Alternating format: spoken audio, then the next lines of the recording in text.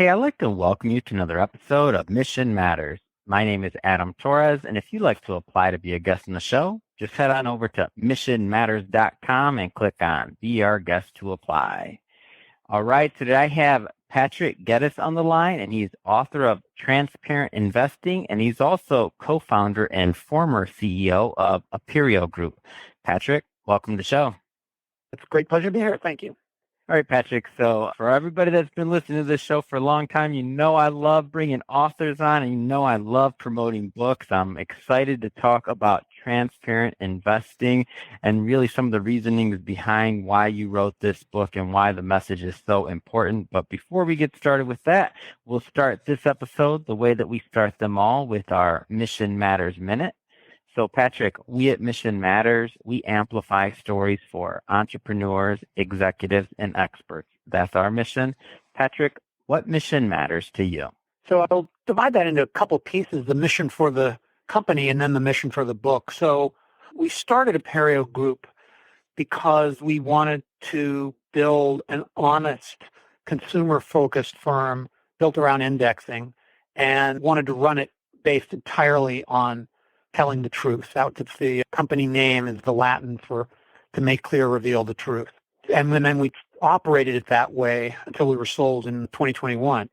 And the book kind of grew out of that same mission, where in 2006 there was a magazine article published about the history of indexing, which started in San Francisco.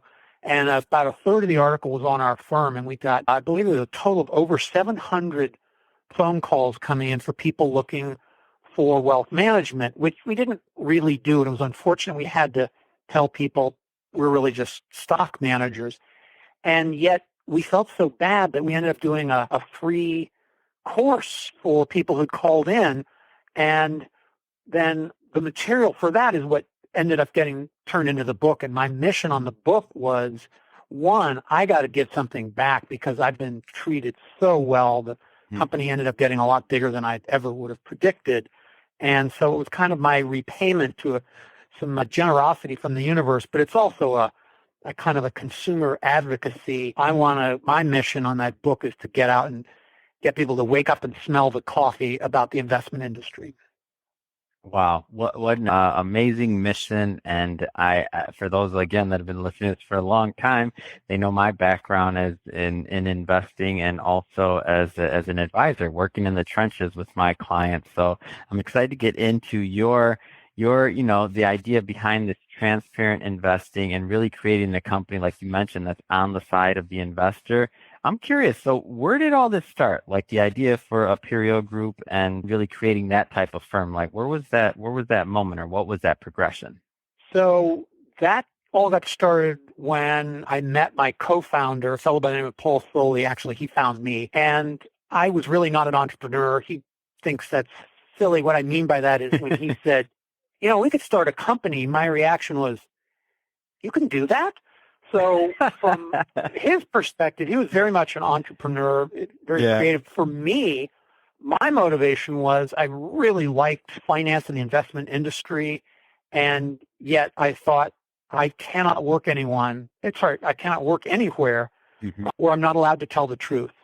And I thought, okay, that gets rid of about 98, 99% of all firms out there. Because if you really told clients, investors, the full truth of what you can and can't do, it's much harder to maintain business. So the origin of the company really came out of an entrepreneur meeting someone who was so kind of fastidious and fussy about the truth that it was only going to work if we were doing it with our own firm. Interesting.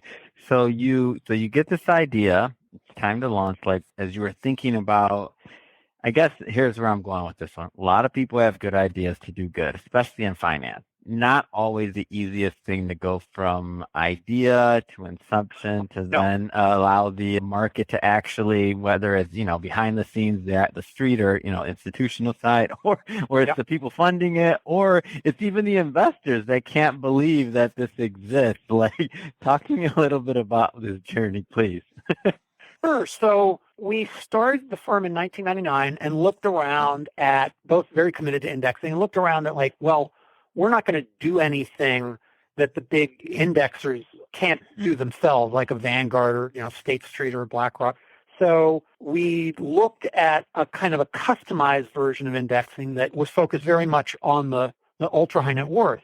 And so it was very hard to get traction early on to build the connections and the trust. My co-founder and some other partners that joined early, they were the ones who really made those connections through networking. That was not my strength, so I was fortuitous on that score. And then the concept of, especially the tax advantage from what's often called tax loss harvesting, can actually be really worthwhile for very high income people in certain situations. And that did capture people's attention. There were other firms already doing it. And so we did well enough to get through the 08-09 meltdown and survive that. And then suddenly indexing, which had been doing well, absolutely took off and just went crazy as people, I think, were appropriately kind of cynical and a little bitter about some of the promises from the investment industry. And so we rode that wave up of indexing in general, but also an increased focus on the after-tax side, on customization. We were one of the real leaders in creating what you could call a kind of customized indexing. And then, lo and behold, by about 2020, that is suddenly so hot an area within the investment world that all the big firms had to pounce on it and started acquiring shops that offered that kind of thing. So were we smart?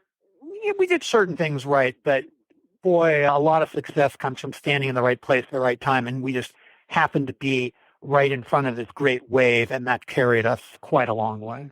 Yeah, when I think about just that whole, I mean, my career, just where I started. So when you say '08, I was at the Vanguard Group, and I was taking those calls on indexing and otherwise. So, big indexer, and then really just learning at that point. I'm just getting licensed when I was in the business. So that'd be 2008, and my first day at the Vanguard Group was the height of the market in 2008. I mean, if you look at it, if you look at a chart, I'm talking about. I don't even remember the date, but anytime I want to find it, I just look at a chart. The exact date was my first day of work, and the market went down every day from that point. Where did I find myself? Yeah, bright-eyed and bushy-tailed, right? Yeah, and then the funny thing is that my experience with the market before then was actually when I was in high school working at Raymond James, and so in '98, that would be in '98, and the market was flying high, and I'm thinking, oh, all you have to do is you just put money in the till and you make money. This is amazing. Anything that says .com, right? So then you walk away, go to college, come back, and what happened? Everything was fine when I left you guys, right? So now looking at what your work and what you did there, what I see it as is it was really the progression of some of the other, let's just say, indexing concepts that were out there previous, and the ones that they were designed for your everyday investor at that point. And now what you did was, well, at least the first market that you went after or you helped or provided value would be the ultra high net worth market. Now, if I know that market, which that's really where I stopped working before I ended my career there, they probably were not the easiest to teach about indexing or even custom indexing either, because if everybody else is selling them let's just say the sexy new shelter or the sexy new whatever it is that's coming out, like you're battling custom indexing versus the XYZ startup and the next potential unicorn that somebody else is selling them. Like, how did that conversation go? So that was one where, for one thing, there was a self-selected group. Like one of the things we learned early on, and you could say in hindsight we understood, but we didn't. We actually thought we'd have a lot of direct investors, and that didn't work out at all. We got through wealth advisors, registered investment advisors. And so it was a self-selecting process that we tended to get the ones who were much more oriented toward indexing. But the other thing that happened was we benefited from the fact that those advisors were basically getting forced by their clients who started focusing on fees and focusing on taxes more.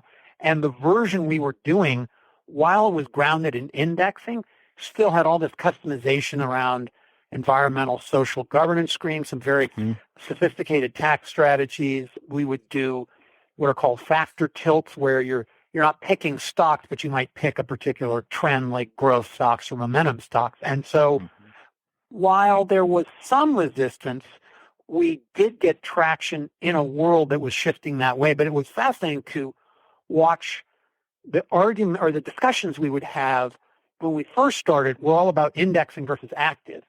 And then as that started shifting and indexing really built momentum, even as early as like 2005, 2007, right before the meltdown, we started getting questions more like, why are you better than an index mutual fund or an ETF? And that was an interesting shift. And then by 10 years later than that, the discussion shifted to, why are you better than your competitors who do something somewhat similar? In other words, they understood the basic concept. So when we first started, it was a little too new and off the radar, but there were enough people using it. And then, as I said, we just benefited from the fact that it became much more commonplace, to where today, back to the mission side, what I find fascinating is I've been out, pounding the pulpit on this, particularly the tax advantages of what's called tax loss harvesting for decades. And now it's actually getting oversold, I would argue, in that there are people who aren't in the right situation. They don't have a high enough income tax rate, or they don't have outside capital gains. And so this thing I helped, develop and make a more commonly understood strategy is now flipped to the other direction of, it's actually getting oversold in ways that it's inappropriate. And I'm just fascinated with that, as having argued for so long about its benefits, to now see how with so much of the industry embracing it, the industry, when you're selling stuff, like nuance is not great for closing a sale. Saying, there are a lot of factors that can make this good or bad. That's way too complicated for a simple sales situation of either it's terrific, it's the best thing since sliced bread, everybody should have it, or no, it's terrible and it just isn't that clear. Yeah, it reminds me a lot about how the original indexing methodology of just the 60-40 portfolio was even developed, and how when it got too much in terms of it became okay, wait a minute, we're doing too good at selling this, and then they had to think about the next layer of diversification and what international exposure looked like and all these other things, because understanding that the underlying assets, if enough people bought into the exact same, we had some systemic and a bunch of other things beyond the concept of this conversation today, but I get it, and that's interesting to hear your realization there that the same thing can happen for a strategy in the same case. Oh, you gotta love finance, right? Well, and this is true of many businesses, but particularly ours, is that, and then at some point, the real driver is the ethics. How willing are you to tell people not to pick the highest price thing you offer that makes you the most profit? And that's always a challenge, but investing is tricky because you get that kind of information asymmetry where people in the industry may understand some of that detail better than their consumers. And it's unfortunate that it just doesn't pay as much in many situations to tell people the truth. But that's what makes it fun. And that's why it was fun to come out with this book, because it's a challenging situation for investors. And how do you get them helpful advice without just simplifying it to, the industry is a bunch of sharks and rip-off artists, con men and women, don't believe anything they say. That's way too cynical and skeptical. But this is an industry that peddles a lot of garbage product and is not very honest with itself or with its consumers. And that's a tricky balancing act, and that's what the book was made to address. Yeah. And I think that's a great transition. Let's go further into the book. So, Transparent Investing, How to Play the Stock Market Without Getting Played. First off, great title. I meant to tell you that. But so what was the reason? And I'll tell you where this question is coming from. So the question is, what was the reason for the book? And where this question is coming from is that I find many individuals like yourself who've had successful careers, who have, whether they exit a business or not, but in general, they just have this length of span and all of this learning and knowledge. And I find, in my opinion, and this could sound completely biased because I'm a publisher, publish a lot of authors, but it's not. It's more so like, and that's one of our missions here is to help other people get their message out there through podcasts, books, other things. But I find that so few individuals in your place take the time to either write the book or get a ghostwriter or just get that out there. So I guess in talking to them is where I'm asking this question. Like, what was the reason behind going the book route to get your message out there and heard? I tried some other venues. Basically, it all came from I made a vow about 10 or 12 years ago, like, this is going so well, I need to repay my debt. And I vowed to repay it. The problem is I didn't define it very carefully, and I knew it had to be something fairly major. So I thought about trying to write a book. I'd done a 50-page version for the one those free seminars we gave in 2007, right after the article came out that I mentioned. But the book just seemed like, even though it's a traditional kind of old-fashioned way of delivering it, it's very concrete what it is. It's a great place to combine both some narrative efforts to persuade and also to bring a lot of data and an extensive bibliography on all the research, because, why should anyone take my word for this? And I also tried some other sort of another medium. Specifically, I actually was getting some coaching by a guy who teaches solo performance as an art form, like writing and delivering solo theater. And I tried writing a play. It was called The Investment Therapist. And it was hard, and I thought I wasn't sure how well it worked. And I was reading it to the guy, and he just said, yeah, there's no energy. Like, interesting idea. It's just like, I'm not getting it. What's going to make it interesting on stage? And I just looked down like, okay, in life, you got to try a lot of things. I'm going to go back to what's much more clear, which is a book. But I did also want to expand it beyond just that medium. And I created about 10 or 11 videos with just trying to explain some of the concepts, because investing can be such a dry, kind of intimidating field. It sounds very quantitative. And so I did just some weird, like satiric advertising, or an animated version of the scene from The Wizard of Oz where Dorothy Toto pulls back the curtain after Oz has been outed, and he's saying, pay no attention to the man behind the curtain, because I thought it captured the way the investment industry is trying to pretend it's a wizard when in fact it's not. And so I tried to just go a little bit beyond a book, but I tried to anchor it all around that traditional medium.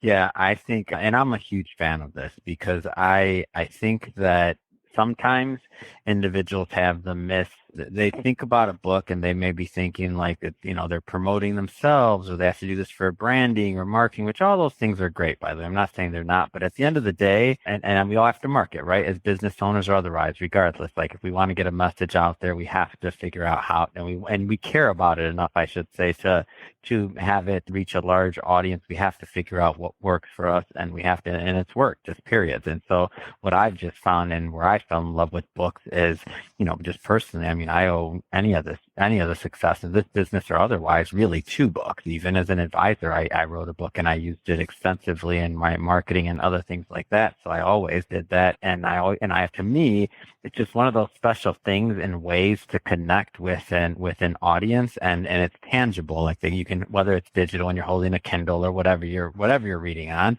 the idea that you can hold in your hand, it's real. And I feel like that realness gives people, I'm not saying digital is wrong. We do tons of digital on digital at Mission Matters. So not worried about that, but just feeling and holding that book, it's something different to me. I don't know. No, exactly. What kind of response have you gotten so far? Like just in getting out here, and I'm looking on Amazon, by the way. I see you got a ton of reviews on there, 96 reviews already, and I mean this thing has not even been out a year yet. Like, what has been your experience so far? So I was very pleased with the initial traction. We did hit #1 bestseller at one point for a couple of the personal finance categories, and some of that was, full disclosure, some of that was giving away free versions just to hit that number. And in fact, back to the mission side, I realized as I was criticizing the incentive problem for the industry that I had to address that myself. So that's why 100% of the proceeds from sale of the book, and there's also an online interactive course version, all the proceeds are going to nonprofits in consumer financial education. So it's gotten good traction. I wouldn't say it's turned into a tsunami. Like, this is not a tidal wave. There are a lot of other investment books out there. In that sense, it's a very competitive market. I don't know that anyone else is publishing, without the profit motive in this space, from two sides, but the profit motive of, I want to write about a book so you'll buy stuff I sell, or I want to write a book so I'll, earn the revenue from sales of the book itself. So it's been good. It has gotten a lot of traction. I would not describe it as a runaway success either. So when I think about a book like this, the first thing that I was thinking about was like a Ray Dalio, like something like that. It's like he has his principles, series and things where he's obviously not doing that for money, and not, right. I don't know what he does with the proceeds, by the way. I'm not saying that I know that piece of it, but either way, he's obviously not doing it for the money, right? The thing is, right. He has this lifetime of learning and experience that he wants to pass on to others so that they can benefit from it, and that they can reap some of the rewards that in his case were learned from his, decision-making process, yep. and otherwise, yep. that were gained. So yep. on your end, I see it very similarly when I think about your career, and what I know of it is that taking that custom indexing thing to the next level. That reminds me of like a Schwab or like a Bogle, and some of the things that Bogle building on indexing, Schwab building on creating that ability for the average everyday investor to be able to access the market, and then you yep. adding this other layer to it, and then thinking about like what that next stage looks like through writing and otherwise. And I remember all the books that Bogle did and Schwab did that I grew up reading. To me, I yeah. see that same type of opportunity as their knowledge and all the knowledge of like the things that we're learning going into these next chapters. And we're recording this just for context for everybody listening to this in the future and whatnot. This would be September, in September of 2022. So, some things going on in the market. I guess we'll leave it at that for the moment. But so looking at that and those next steps with this book and otherwise, I guess I just have to ask you the question. So, what's next? What's next for you? What's next for, your mission to get this message and this word out there? What's next? So I am continuing to try and promote it, especially with the three components, the book, the course, and the videos. But my main goal was just to get it out there, because people would ask me, like, what's a good introduction to investing? And I was always kind of lame at answering that. And now I can recommend one. But I think the twist here is, in many ways, this is a book not so much about how to invest mm-hmm. as a book about how to be self-aware and a smart consumer. Because mm-hmm. as I was laying out the book with my editor and mapping it, like, the punchline is, well, how do I actually do that? And that's the third of three parts. And we realized, so the first two parts are a lot covered or well understood in most books. And that's why mm-hmm. the first thing I talk about is how humans are wired, basically a lot on neuroscience and how the brain works. Mm-hmm. And that's because, why would you put that in an investing book? It's not just because behavioral finance has become a hot field, as you well know, but mm-hmm. also because I think most people don't realize how they can be the biggest challenge to their own investment success. And in terms of what I want to do in the future is really stretch that further, where investors think of themselves first as humans with let's use some technology language, some legacy software, software that was developed, Homo sapiens are about 300,000 or 400,000 years old, and all of our instincts worked really well, helping us to survive on, the plains of Central Africa from whence we all came. Mm-hmm. But they don't always work well in a modern, electronic, fast-paced economy and financial markets. And mm-hmm. so that piece, I think, was missing, and that's the part I think there's some growing awareness. But the other part I really want to be crusading on in future is as a kind of consumer advocate, in the sense of, you don't want to become a complete cynic about the investment industry, but we do not have your best interests at heart. You have to understand that, and the understanding that when you hear about investment advice, I always view investment advice as some version of selling. It may be a version of actual investment product. It may be the financial press that benefits from, clickbait is exciting stuff going on in the market, hot tips. The actual smart investment choice can be so boring, like do the same thing year in and year out. And anyone in the financial press is going to look at that as in, well, that may be true, but I'm not going to get any clicks based on that. I'm not going to sell, articles. So those are the real sort of crusading part I'm interested in focusing on in the future. Wow, it's amazing you brought that up. Yeah, it's really in line to what we do. I mean, just when you think about it as a media outlet and just I'll speak from the media side of things, but just, there's different outlets for different things, right? I'm not bashing anybody, but that whole clickbait thought process and so that mission matters. Our aim and our goal is really to tell like meaningful stories and to bring on mission-based individuals onto the platform. I mean, just for example, this whole like last pandemic and things like that, all the things that happened over the last couple of years, I probably did like 1,500 interviews, and there might be like two like actual COVID headlines. And they were just because it was like the actual headline was based on something that had to do with the science or a woman she stands out top of my mind would be she worked on PCR testing, but she's been doing that for like the last 10, 15 years. Like she's one of the world's more renowned in that technology. And she's been working on different applications at a university for a long time on that. And so just seeing what that was like, but just making sure that we're stewarding the platforms, the voices we have, and what we've been given to make sure that we can create these trusted sources of information, just understanding that there's always going to be another side, right?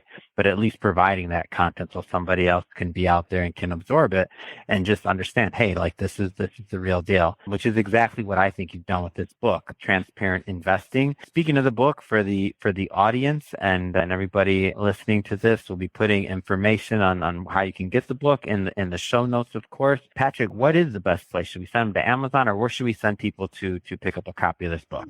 Basically, wherever they buy books. So it's on Amazon. It's available through independent booksellers. You can get the Kindle version, both hard and paperback. So it's pretty much wherever you get books already. Wonderful. And like I mentioned, I'll put that information in the show notes so that our audience can just click on it and head right on over and pick up a copy. And speaking of the audience, if this is your first time listening to a Mission Matters episode or connecting, we're all about bringing on entrepreneurs, executives, and experts and having them share their mission, the reason behind their mission, why they do what they do, and really how we can all learn and gain and benefit from it together so we all grow together from that information. If that sounds interesting or engaging or fun to you, hit that subscribe button because we have many more mission-based individuals coming up on the line, and we don't want you to miss a thing. And Patrick, really, it has been an absolute pleasure having you on the show. Thanks again for coming on. My pleasure, sir. I really enjoyed it.